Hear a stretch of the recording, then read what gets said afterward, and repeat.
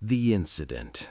My girlfriend sent me a message saying, "This promotion celebration is dull. Taking off with Jake. Don't wait for me." My only response was, "Drive safe." After that, I swapped out the locks on my front door and arranged for all her stuff to be shipped to Jake's place. By the following afternoon, my building's security was on the phone, telling me she was downstairs throwing a fit to get inside. I'm a 31-year-old guy who finally landed the promotion I'd been busting my ass to get for over 2 years. Senior Account Director, a 20% salary bump, the corner office, the whole package. To celebrate, my firm hosted a gathering for me on Friday evening. Nothing too wild. We secured a private room at a local restaurant with an open bar. About 40 guests showed up. Colleagues, a few buddies from college, some relatives, and my 29-year-old girlfriend, Natalie. We had been dating for a year and a half. She relocated into my place roughly 6 months prior. It was my apartment. I'd been living there for 4 years before we even crossed paths, and the lease was solely under my name.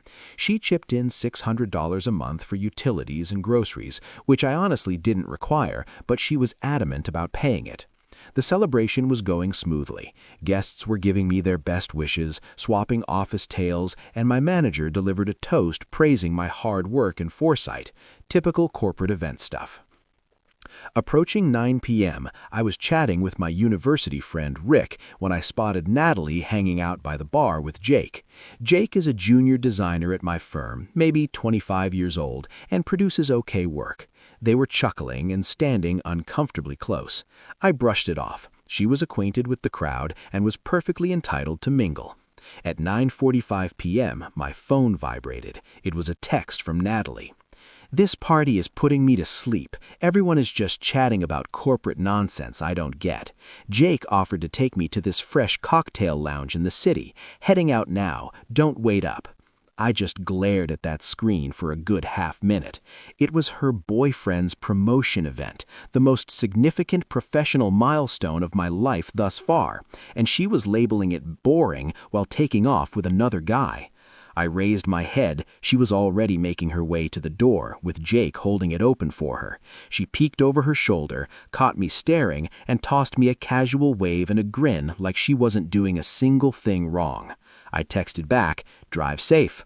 I didn't fight her on it, didn't dial her number, I just watched them walk out. Rick caught the whole thing. Was that Natalie heading out? Yep. With Jake? Yep. Rough? Yeah. I lingered at my own celebration for another 2 hours. I put on a smile, expressed my gratitude to the attendees, and graciously accepted their praises. Deep down, though, I possessed crystal-clear, ice-cold resolve. The eviction. I returned to my place around midnight. Natalie's possessions were scattered everywhere per usual. Her exercise mat was tucked in the corner of the lounge area. Her expensive beauty serums took up half the sink space in the bathroom. Her garments were tangled up with mine in the wardrobe. Not anymore. I contacted a 24-hour locksmith. The technician showed up at 1 a.m. and swapped both the deadbolt and the doorknob lock. It ran me $280, but it was worth every single cent. Following that, the packing began. Every single item she owned found its way into cardboard boxes or travel bags. Her clothing, her footwear, the random throw pillows she purchased without consulting me, her massive assortment of scented candles, every last bit of it. It consumed my time until 4 a.m., but I managed to pack it all. I sat on my sofa, encircled by the boxed-up remains of her life, and looked up Jake's residence. I found it easily via the corporate directory, as we keep everyone's details on file for mailing purposes. He resided in an apartment building roughly 20 minutes away. I installed one of those courier apps that lets you transport almost anything. I funded a moving vehicle and 2 workers, setting up a 9 a.m. collection from my apartment to be dropped off at Jake's place. I attached a message, "Natalie's belongings. She left with the resident of this address yesterday evening. Have a wonderful life together." The entire operation set me back $340. I finally hit the mattress at 5 a.m. and slumbered surprisingly deeply. Update 1. The Saturday Fallout.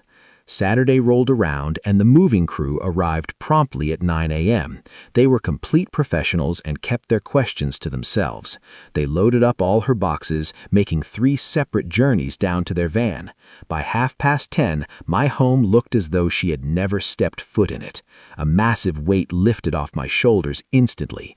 I cracked open all the windows to invite the morning breeze in, brewed a pot of coffee, kicked back on my sofa, and just exhaled. Then my phone began to ring. It was Natalie. I hit ignore. She tried dialing 6 additional times. Following that came the messages. "Natalie, why are you ignoring me? Where are you? I'm heading back." I offered no reply. I just bided my time. Later that afternoon, the concierge at my complex rang me. "Mr. Hayes, it's Dennis down at the lobby. There's a lady here claiming to be your partner. She's attempting to access your floor, but her fob is malfunctioning. She's becoming quite agitated. Her name is Natalie."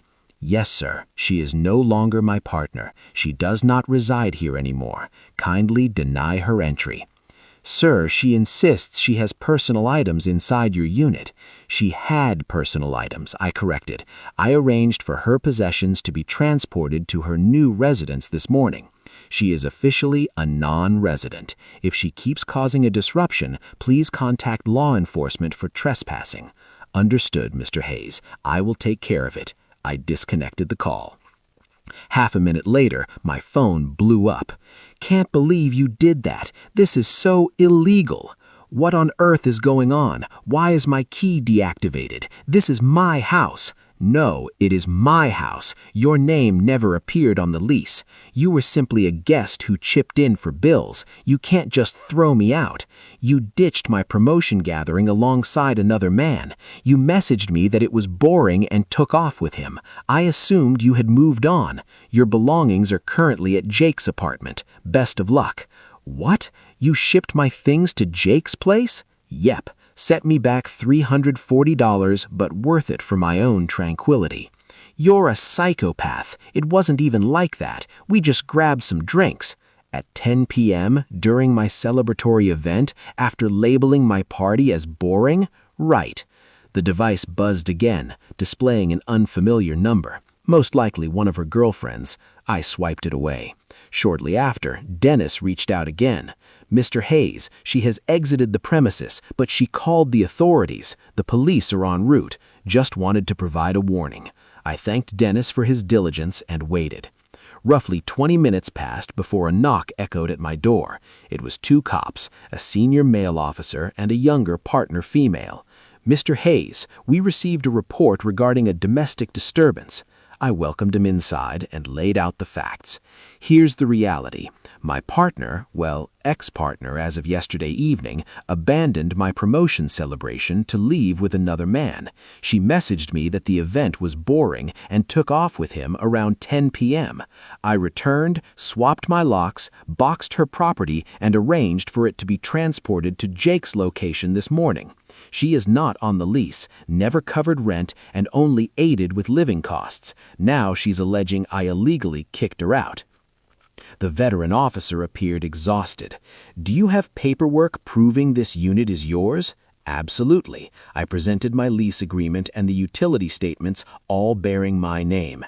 "And her name is not on the lease?" "Correct. She transitioned here about 6 months ago, but no documents were ever signed. It was a relaxed arrangement. She handed over $600 a month for utilities, but existed no official tenancy contract." The junior officer chimed in. "Did you provide her any warning prior to swapping the locks? She relinquished the premises last night. She texted me that she was departing and told me not to stay up for her. I interpreted that as her moving out." The older policeman gave a faint smirk. "Sir, I am not in a position to dispense legal advice, but theoretically she might have established residency. You could potentially have to navigate a formal eviction process if she presses the issue." He then looked at his colleague. "However, considering she willingly departed and retrieved her possessions, well, you had them delivered, and there is no lease, it's a very gray area, most likely a matter for civil court if it comes to it. Am I obliged to allow her inside?" Negative. This is your domicile. She possesses no legal authority to step foot in here without your consent. If she continues to bother you or the concierge, that becomes a separate matter entirely. They left after having me sign a report detailing the events and handed me a reference number just in case. My phone vibrated once more, another unlisted number. "This is Jake. What the hell is your problem, dude? You shipped all of her junk to my apartment."